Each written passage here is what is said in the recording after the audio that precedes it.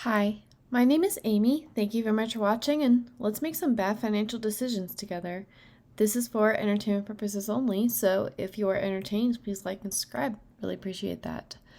So, I would like to talk to you today about how are you feeling about the distributions for this week for YieldMax? Because I saw someone complaining about FEAT today on Reddit, and I think, well, let's go through it. So, FEAT and FIVY are both the Dorsey Wright income ETFs, and they are basically getting the 5 YieldMax funds that have the most momentum based off of their criteria. And the holdings for this month are Netflix, Bitcoin, the YBit, Meta, Coinbase, and Tesla. So they only reconstitute the third business day before the month's end. So we have basically half of another month with these holdings. And the problem is Tesla has been going down, especially down. And the difference between FEAT and FIVY is that FIVY has a 60-40 split with the underlying. And so, and FEAT is 100% YieldMax funds. So the synthetics have been losing. The Tesla doesn't have good premiums. Why are we still in Tesla? Okay. Well, first of all, they haven't reconstituted yet. And this is one of the risks that you have with having a backward facing indicator. And the way that momentum usually works is that the momentum continues until something stops it. And with something like Tesla, Tesla is known for huge mood swings anyways. So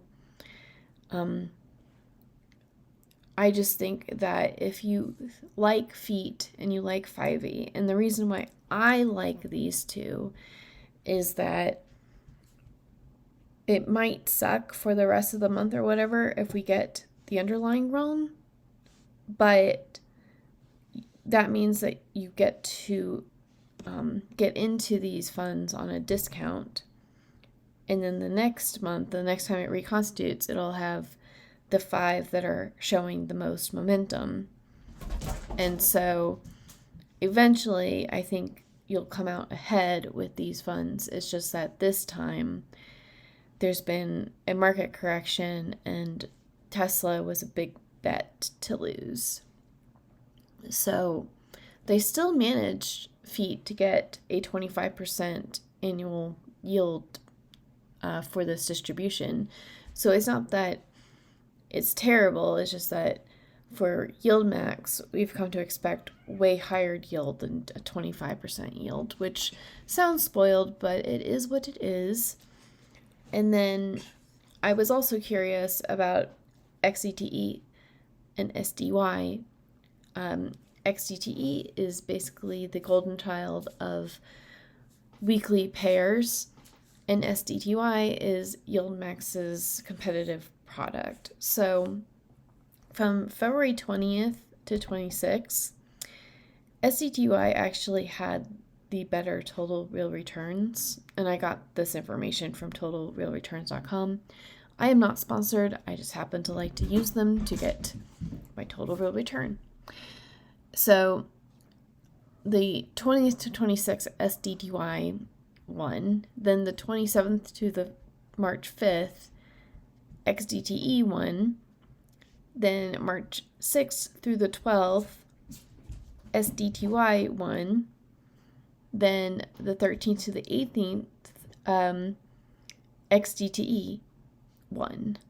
So if we went ahead and did it over a 2-week period, then from February 15th to the 28th,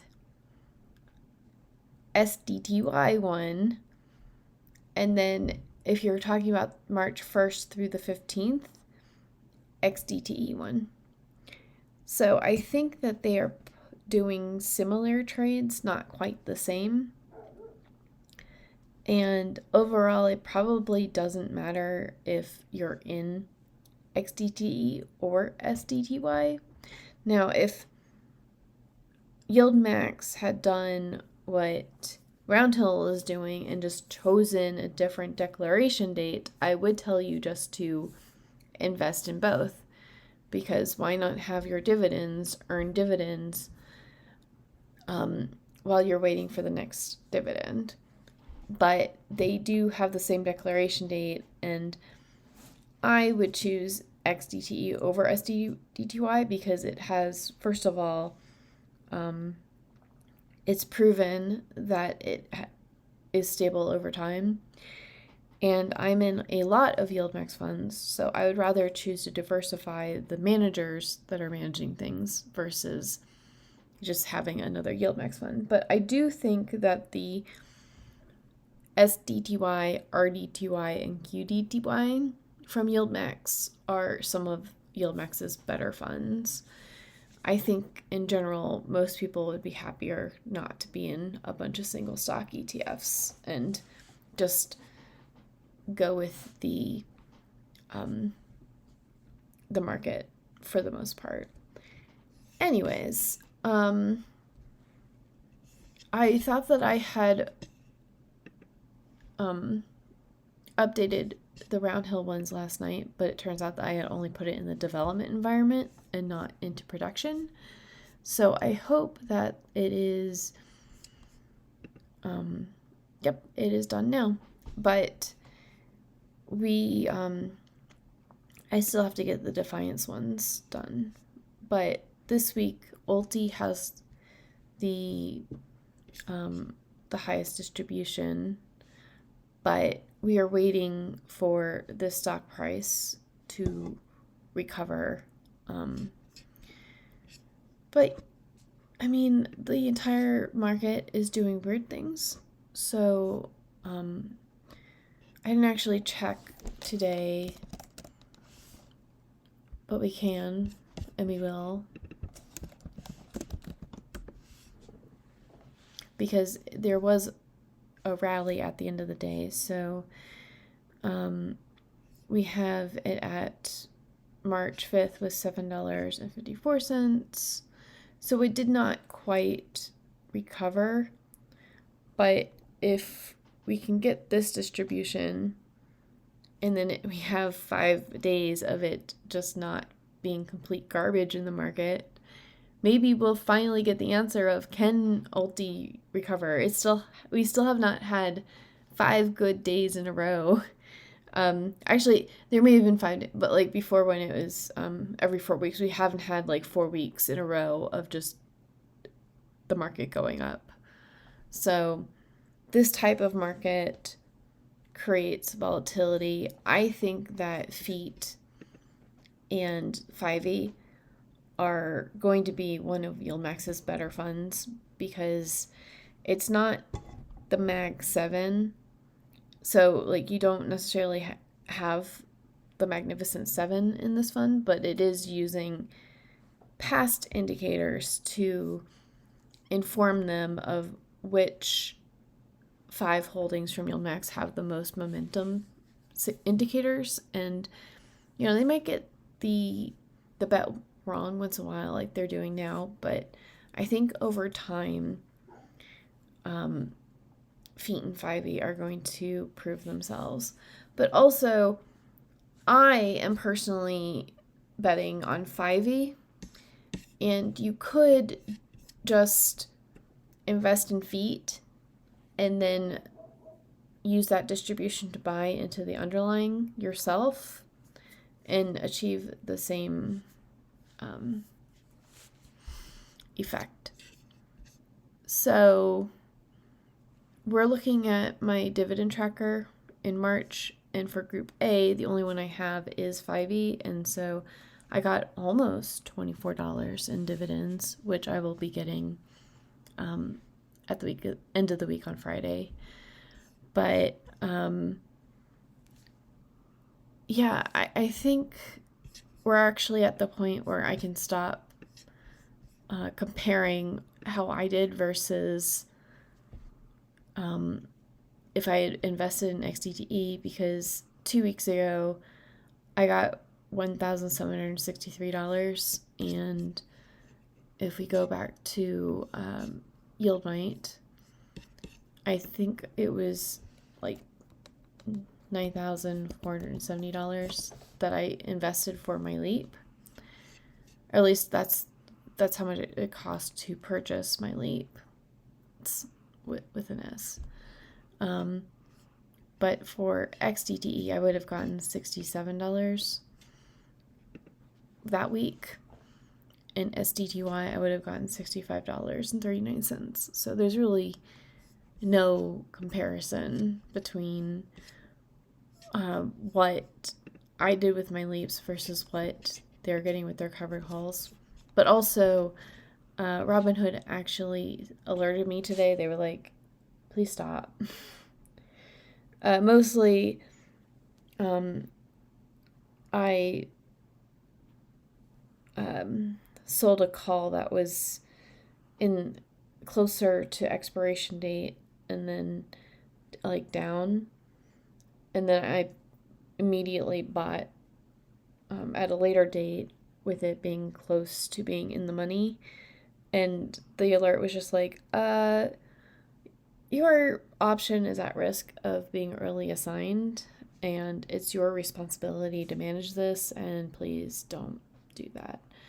So I think that hopefully we don't have a really big down correction coming anytime soon, but when there are weeks where the implied volatility is elevated and the whole market is going down, then it is really exciting. So I think I might have to rethink how I'm reinvesting and investing with this. I'm also not sure, because I do want to buy another Leaps then, but I'm not sure if I just want to have 2 SPY or if I want to try like the triple Q. But I didn't have a lot of luck with the put spreads when I was doing like options on QQQ and IWM, and SPY is technically less volatile, so it should be easier to trade with. And since I'm already thinking about the SPY, it might make sense just to continue to concentrate on the SPY, but I'll let you know when I have decided what to do, because now the my margin buffer is, burning a hole in my pocket. But yeah, I'll go properly through what I've done with my options, but I'm on track to get the same amount, and maybe even a little bit more for this month. So I was getting really excited because if I could get $7,000 in here and plus my renter's income, that's actually enough for me to live. But I don't think I am going to actually get to $7,000 this time. I don't even think it's going to be close, but we're getting closer to being able to like have different scenarios where I don't have to wipe everything out and do anything weird. But anyways, what are your thoughts on FEAT and FIVY, and were you happy with this week's distributions, or are you looking for alternatives? I will talk to you all later. Bye.